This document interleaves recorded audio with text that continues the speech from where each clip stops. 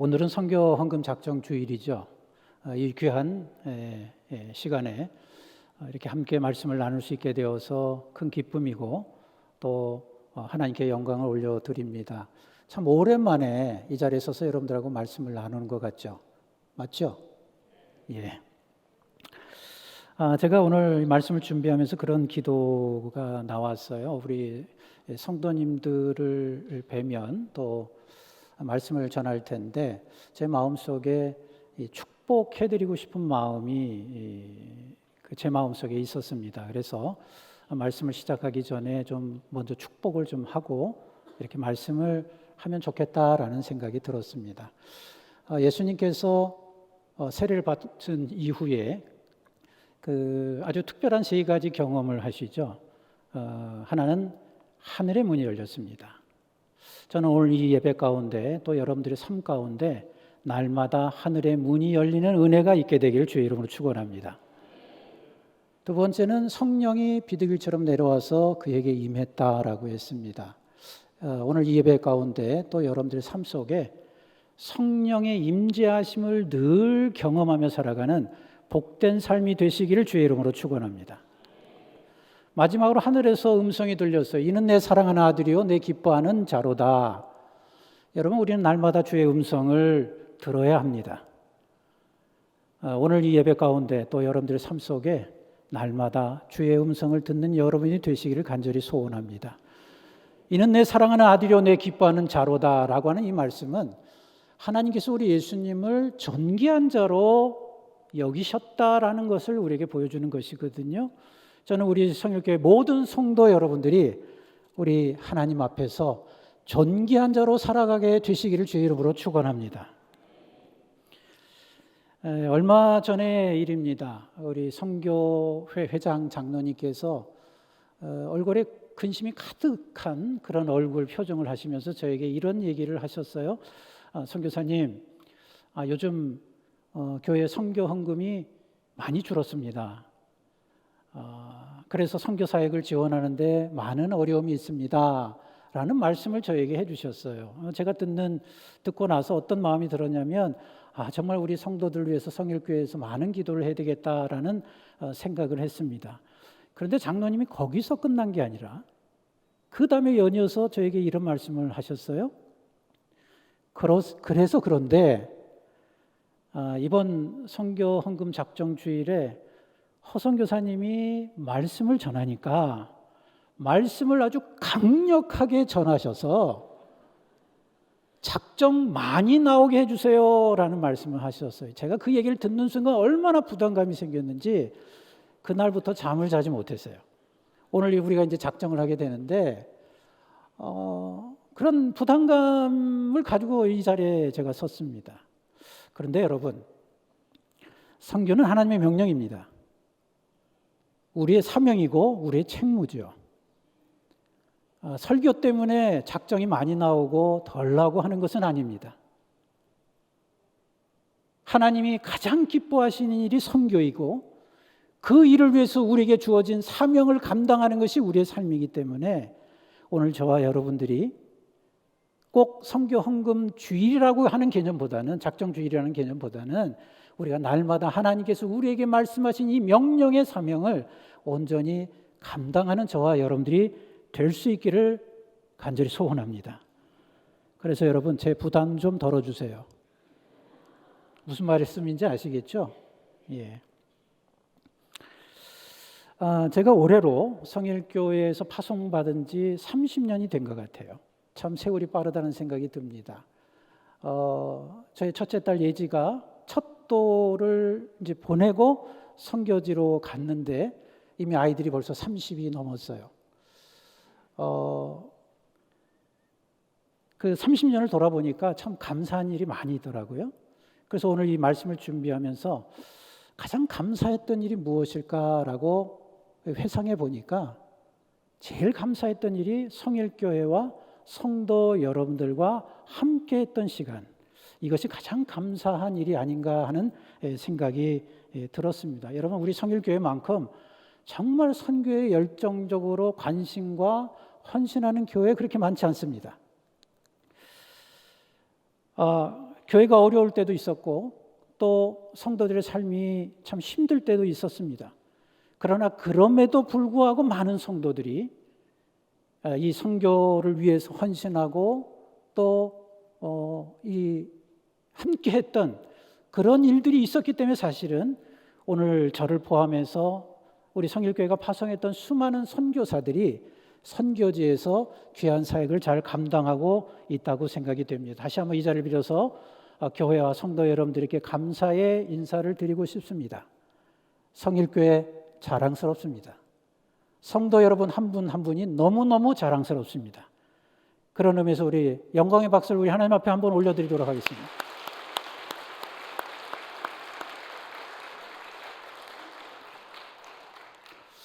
여러분, 선교가 무엇일까요? 많은 분들은 이 선교가 참 어렵다라고 얘기를 하세요. 특별한 헌신이 요구되고 특별한 순정이 필요한 것처럼 느껴지고 또 많은 재정이 필요한 것이기 때문에 부담스럽고 또 어려운 것이다라는 생각들을 많이 하시는 것 같아요. 저는 선교를 좀 이렇게 정의를 좀 해보고 싶습니다. 선교는 쉽다. 왜냐하면 선교는 하나님의 명령이기 때문에 우리는 그 명령에 그저 순종만 하면 되는 일이기 때문에 선교는 쉽다. 선교하면 행복하다. 여러분, 선교하면 정말 행복합니다. 왜냐하면 선교는 주는 기쁨, 또 섬기는 기쁨을 통해서 한 영혼을 구원하는 일이기 때문에 정말 행복한 일이에요. 그리고 선교하면 부흥한다. 여러분, 우리 합동교단은 우리나라에서 가장 큰 교단이죠. 그리고 그 교단 산하에 13,000여 교회들이 있습니다. 그런데 그 13,000여 교회 중에 한 가정 이상 파송한 선교사의 그 교회 숫자가 한 700여 교회 돼요. 그런데 이 700여 교회 중에 지금도 부흥하고 있는 교회들이 있는데 그 부흥하는 교회들의 공통점이 하나가 있습니다. 그것은 선교하는 교회라는 거예요. 선교의 열정을 가지고 하나님의 사명에 올인하는 교회들이 부흥하고 있다는 거예요. 제가 본부에 있으면서 우리 교단의 모든 교회들, 많은 그 담임 목사님들하고 이야기하다 보면 공통적으로 고백하는 게 그거예요. 다른 것이 아니라 하나님이 가장 기뻐하시는 선교에 올인하니까 교회가 부흥하다라는 거예요. 저는 우리 성일교회가 그 어떤 한 것보다도 선교함으로 부흥하는 교회가 될 수 있기를 주의 이름으로 축원합니다. 그러므로 선교는 하나님이 기뻐하시는 일이기에 선교하는 교회, 선교에 헌신하고 순종하는 교회, 그를 위해서 우리의 모든 것을 드리는 그러한 복된 교회 성도들이 될 수 있기를 간절히 바랍니다. 여러분, 골든타임이라는 말이 있잖아요. 우리가 잘 알고 있는 이야기입니다. 골든타임이라는 말은 사고를 난 환자의 생명을 수술을 통해서 살릴 수 있는 그 시간을 말하잖아요. 그 시간을 놓치게 되면 생명을 잃어버리게 됩니다. 여러분, 오늘 저와 여러분들이 살고 있는 이 시대는 어떤 의미에서 보면 영적으로 복음의 골든타임의 시대를 살아가고 있는 거예요. 여러분, 우리 주변을 한번 살펴보세요. 모든 것이 다 위기입니다. 세계 곳곳에서 대지진이 일어나고 대화재가 일어나고 그리고 전쟁이 끊임없이 일어나고 그리고 선교사들이 수없이 추방당하고 있어요. 그리고 코로나19를 통해서 우리의 삶뿐만 아니라 우리의 신앙들 그리고 선교제 지각 변동이 지금 일어나고 있어요. 우리 국내도 마찬가지 않습니까?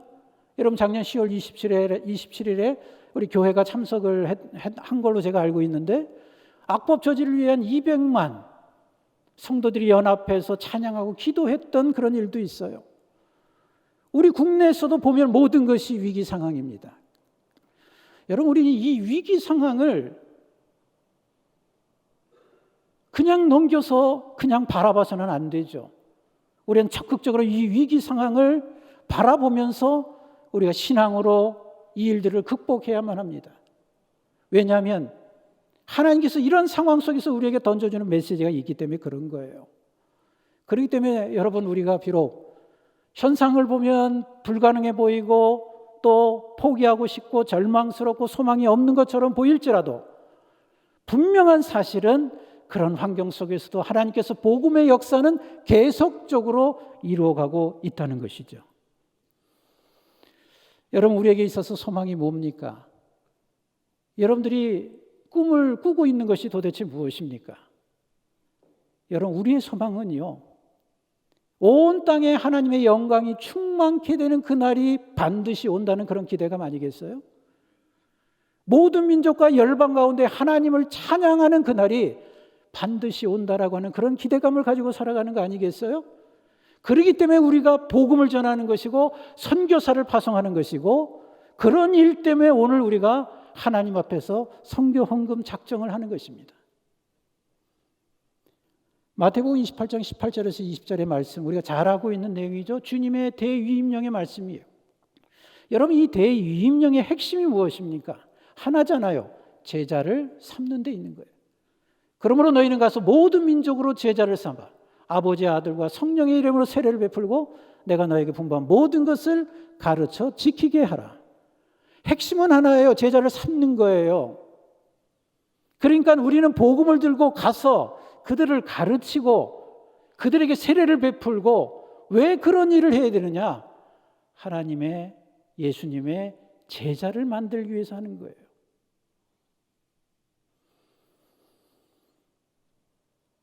여러분, 이 땅에 하나님의 교회가 세워진 목적이 뭘까요? 사명이 뭘까요? 본질이 뭘까요? 바로 이 복음을 위해서 세워졌다는 거예요. 여러분, 우리가 제자가 된다는 것이 무엇을 말하는 것이죠? 저는 주님의 제자입니다라고 신앙 고백하는 게 제자가 아니에요. 제자라고 하는 것은 예수 그리스도의 삶을 본받고 예수님께서 이 땅에서 사시면서 우리에게 보여주셨던 그 놀라운 섬김과 그 사랑의 모습을 우리의 삶을 통해서 드러내게 하는 것, 이것이 제자의 삶입니다. 이런 삶을 살아가는 사람은요, 절대 세상을 두려워하지 않아요.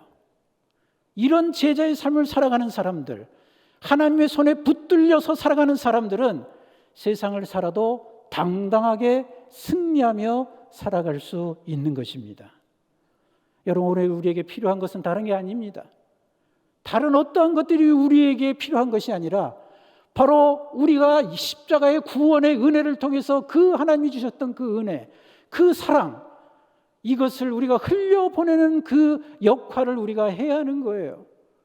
그것이 우리의 삶의 가치가 되어야 하는 거예요. 그러므로 여러분 정말 주님 앞에서 참된 제자입니까?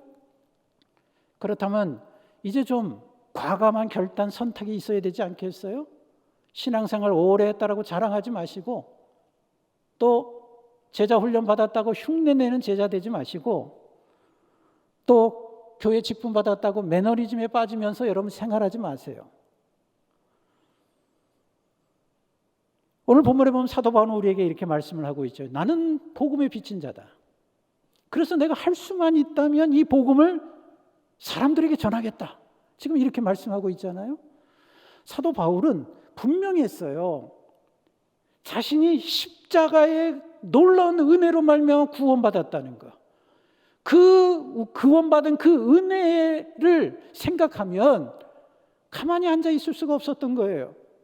그래서 이 복음을 들고, 구원의 은혜를 들고, 내가 빚진 자의 마음으로 할 수만 있으면 세상의 모든 사람들에게 가서 복음을 전하고 싶다.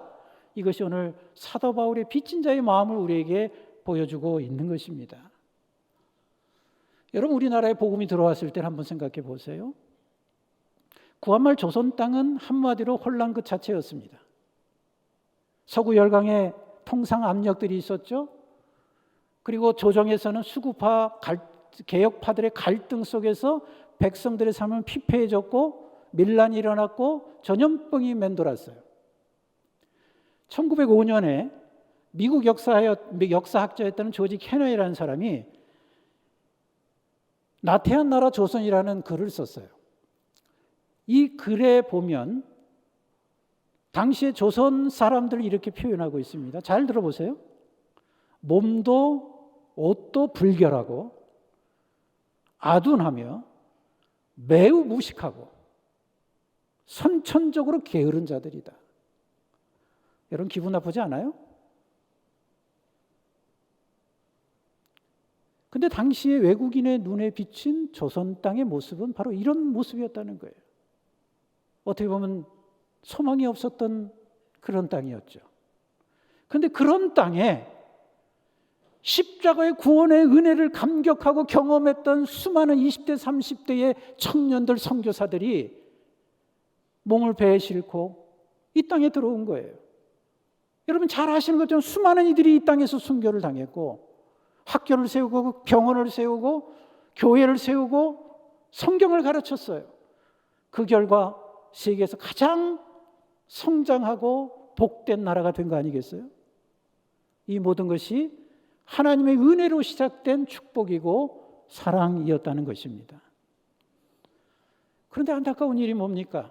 이러한 축복된 나라, 축복된 교회가 되었음에도 불구하고 오늘날 우리 한국교회의 모습은요, 영적 위기를 맞이하고 있잖아요. 영성이 무너지고 야성이 사라지고 복음의 능력들을 다 잃어버리고 있어요. 수많은 이단들이 득세하고 있고 또 불건전한 선교단체들로 해서 복음이 자꾸 막히는 일들이 일어나고 있어요. 여러분, 교회 본질을 회복시켜야 합니다. 기도의 불길이 다시 일어나야 합니다. 회개운동이 일어나야 합니다. 하나님의 사랑을 회복해야 합니다. 복음을 향한 뜨거운 열정들이 다시금 회복되어야 합니다. 그래야 교회가 살 수 있는 거예요. 그래야 우리의 영성들이 다시 되살아날 수 있는 것입니다. 그러므로 저는 우리 성결교회와 우리 성도 여러분 모두가 세상을 구원하는 이런 축복의 통로, 그 주인공이 될 수 있기를 주님의 이름으로 축원합니다. 여러분, 우리가 지금 살아가고 있는 이 시대는요, 결코 쉽지 않아요. 녹록하지 않아요. 하루가 다르게 변화되고 있죠. 우리는 그냥 가만히 앉아서 있을 때가 아니라는 거예요. 모든 것이 변하고, 그러나 이 변화와 이런 현상들은 우리에게 새로운 기회고 도전이라는 거예요. 여러분, 다른 나라 얘기하지 않고 우리나라를 보더라도 지금 한국 선교에 있어서 가장 핫 이슈로 떠오르고 있는 키워드 하나가 있습니다. 그것이 뭐냐면 이주민이라는 단어예요. 여러분 잘 아시는 것처럼 이미 우리 한국에는 이주민이 250만 시대를 맞이하고 있잖아요. 이제 300만, 500만 시대를 우리가 곧 맞이하게 될 것입니다. 우리가 기도하고 선교사를 파송했던 그 선교의 대상이었던 사람들이 지금 우리와 함께 더불어 살아가고 있다는 것이죠. 이미 한국은 선교지가 돼버렸어요. 그렇다면 여러분, 이들을 향해서 누가 가야 되겠습니까? 누가 이들을 위해서 기도하고 누가 이들에게 나아가서 복음을 전해야 되겠어요? 바로 한국 교회에게 하나님이 이 책무를 주신 거예요. 오늘 이 자리에서 예배드리는 저와 여러분들에게 주신 하나님의 사명. 왜냐하면 하나님이 너무너무 급하신 거예요. 급하시니까 한국 교회를 통해서 그동안 해외에서 선교를 했음에도 불구하고 그 놀라운 역사와 은혜가 있음에도 불구하고 아직도 남아있는 수많은 영혼들을 위해서 이제는 우리에게 오게 해서 한국 교회가 또다시 새로운 선교의 사명을 가지고 그들에게 나아가도록 하나님께서 우리에게 새로운 기회의 문을 열어주시고 있다는 거예요. 그러므로 여러분, 우리가 이 영적인 복음의 골든타임의 시간들을 우리는 놓쳐서는 안 될 것입니다. 우리가 그들에게 가서 복음을 전하면 복음의 역사가 일어날 것입니다. 우리 교회가 그래서 이주민 선교를 해서 김석준 선교사 파송한 거 아니겠어요? 굉장히 많은 열매들이 있잖아요. 우리가 그들을 위해서 기도하고 복음을 전하면 복음의 역사가 일어나게 될 줄로 믿습니다. 수많은 이들이 하나님 앞에 돌아오는 그런 역사가 일어나게 될 것입니다. 여러분, 인생의 목표가 뭐죠? 다들 목표가 있죠. 그 목표를 위해서 살아가실 겁니다. 여러분, 무엇을 위해서 달려가고 계십니까? 여러분, 우리의 인생의 목표는요, 분명해야 돼요. 사도 바울은 우리 성경을 통해서 자신이 왜 이 땅에 살아가는 존재의 이유를 분명히 우리에게 선언하고 있죠. 사도행전 20장 24절에 보면 내가 달려갈 길과 주 예수께 받은 사명 곧 하나님의 은혜의 복음을 증언함을 마치려 하면은 나의 생명조차 조금도 귀한 것으로 여기지 아니하노라. 바울은요, 자기가 달려갈 길이 무엇인지를 알았어요. 자신의 사명이 무엇인지를 알았어요. 그것이 바로 복음이었다는 거죠. 바울이 위대한 사도가 될 수 있었던 이유가 바로 여기 있었던 것입니다. 바울은 일평생 그 어떠한 곳에 관심도 소망도 두지 않았어요. 그의 관심은 오직 하나, 복음뿐이었다는 거죠. 그래서 그 복음을 위해서 자신의 생명도 드렸던 거예요. 복음에 미쳤고 예수 그리스도에 미쳤고 영혼 살리는 일에 미쳤던 것이 사도 바울의 모습이었다는 거예요. 어떻게 보면 그 사도 바울의 몸에는 예수의 생명의 피가 흐르고 있었던 거예요. 복음을 향한 뜨거운 열정들의 그 피가 흐르고 있었던 것이죠. 오늘 예배드리는 여러분들 제자이십니까? 여러분들의 몸속에 사도 바울과 같은 이 생명의 예수의 피가 흐르고 있습니까? 복음을 향한 열정의 피가 흐르고 있습니까? 여러분들의 몸속에 십자가의 구원의 복음이 여러분들의 심장에, 여러분들의 심령에 강하게 사명을 불러일으키고 있느냐는 거예요. 만약 그렇다면 여러분 현재 이 모습으로 여러분들 주님 앞에 서서는 안 될 것입니다.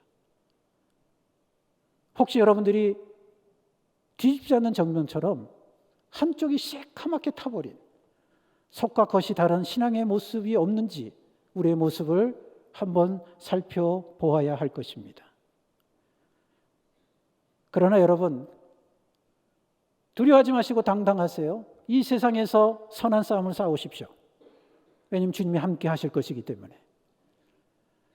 제가 섬기는 GMS 본부에 가면 그 오피스의 복도 한쪽 벽에 이 GMS 선교사로 파송을 받고 사역을 하시다가 소천하셔서 순직자로 처리되신 74분의 선교사님의 이름이 새긴 동판이 걸려져 있어요. 매번 새로운 선교사님들의 이름이 새겨진 동판을 걸 때마다 굉장히 이 마음이 참 가슴 아픈 그런 마음을 금할 길이 없습니다. 제가 짧은 시간 동안 이 본부에 있었지만 제가 겪은 소천하신 선교사님의 숫자가 벌써 24분이세요. 근데 이 소천하신 선교사님들의 한 분 한 분의 면면을 들여다보면 이분들이 일평생 오직 선한 싸움을 위해서 달려왔던 분들이라는 거예요. 이 땅에서 부름을 받아서 오직 믿음을 지키기 위해서 아름다운 복음의 발걸음의 발자취를 보여주셨던 그런 분들이었다는 거죠. 여러분 이것이 우리의 영광이고 자랑 아니겠어요? 저는 우리 교회와 성도들도 이런 영광과 자랑이 되는 그러한 아름다운 복음의 발자취를 남기는 그러한 성도들이 될 수 있기를 주님의 이름으로 축원합니다. 여러분 우리가 하나님 앞에서 가장 위대한 일이 뭘까요? 우리는 위대한 일을 하는 사람들이다. 위대한 시대를 살아가는 사람들이라고 우리는 종종 얘기해요. 여러분 우리가 하나님 앞에서 가장 위대한 일이 뭘 것 같아요? 다른 게 아니에요. 영혼 구원을 향한 뜨거운 열정과 심장을 갖는 게 위대한 일이에요. 그 열정과 심장이 있으면 하나님께서 우리를 도구로 사용해 주실 것입니다. 그런 교회를 하나님이 위대한 교회로 세워 주실 것입니다. 여러분 우리는 이 땅에 살아가면서 분명한 싸움이 있어요. 세상적인 싸움이 아니라 우리의 싸움이 있다는 거예요. 42.195km의 마라톤의 결승점이 있는 것처럼 우리가 완수해야 될 우리의 목표가 있습니다. 그 목표를 향해서 우리가 해야 할 일은 바로 믿음을 붙들고 나가기만 하면 되는 거예요. 그럼 주님이 함께 해주실 것입니다. 주님이 동행해 주실 것입니다. 그 사명 끝날 때까지 하나님이 우리와 함께 해 주실 것입니다. 물론 그 과정은 쉽지 않을 수 있어요. 그러나 그것이 우리에게 고통이고 또 고난의 긴 터널처럼 느껴질지라도 우리가 두려워할 필요가 없는 것은 하나님이 우리와 함께 하실 것이기 때문에 이러한 믿음을 가지고 나아가야 될 것입니다. 여러분 사도행전 27장에 보면 우리가 잘 알고 있는 이야기가 나오죠. 사도 바울이 죄인의 몸으로 로마로 압송되는 과정 속에서 배를 타고 가다가 유라굴라 폭풍을 만나는 아주 유명한 장면이 나와요. 276명이 배를 타고 있다가 폭풍 속에서 위기를 맞게 되고 모두가 죽는 줄 알았죠. 그런데 그 수많은 사람들 중에 오직 한 사람, 두려워하지 않는 사람이 있었습니다. 그가 누구였습니까? 사도 바울이었어요. 왜요? 전날 밤에 주의 사자가 나타나서 뭐라고 얘기했습니까? 안심하라는 거예요. 너희를 다 구원할 것이다. 너는 가이사 앞에 서게 될 것이다. 사도 바울이 두려움에서 벗어나서 확신과 믿음을 가지고 있었던 이유가 뭐였습니까? 바로 이 이야기가 아니었어요? 사도 바울은 자신의 사명이 여기가 끝이 아니라는 것을 확신했던 거예요. 자신의 생명의 끝이 여기가 아니라는 것을 확신했던 거예요. 그래서 두려워하지 않았던 것이죠. 그래서 결국 로마의 가이사 앞에 서게 되지 않았습니까? 여러분, 이 이야기는 오늘 우리에게 굉장한 위로와 격려와 힘을 주는 얘기가 아닐 수가 없어요. 우리의 생명은요, 우리의 사명이 다 끝날 때까지 우리 주님이 지켜주신다는 것. 우리의 사명이 다 끝날 때까지 우리 주님이 함께 해주신다는 것. 이것이 있기 때문에 우리가 이 땅이 힘들고 어려운 삶을 살아가지만 우리가 당당하게 믿음을 가지고 살아가는 이유가 바로 여기 있다고 생각이 됩니다. 그러므로 여러분, 사명 따라 사십시오. 어떤 분은 그런 얘기를 종종 해요. 힘들고 어려우면 죽지 못해 산다. 여러분, 죽지 못해 사는 인생이 아닙니다. 우리의 인생은 사명 따라 사는 인생임을 여러분들이 잊지 마십시오. 그러므로 믿음을 가지고 순종하는 여러분들이 되시기를 주님의 이름으로 축원합니다. 말씀을 정리하도록 하겠습니다. 사랑하는 성도 여러분, 우리 모두는 언젠가 죽음을 맞이하게 될 것입니다. 그때 여러분들은 주님 앞에 서서 어떤 사람으로 평가되기를 원하십니까? 우리 성일교회는 어떤 교회로 남기를 원하십니까? 그러면 우리는 하나님의 부르심의 목적을 분명히 알고 복음을 향한 뜨거운 열정과 심장을 가지고 세상이 복이 되어 살아가는 우리 성일교회와 모든 성도들이 되시기를 주님의 이름으로 축원드립니다.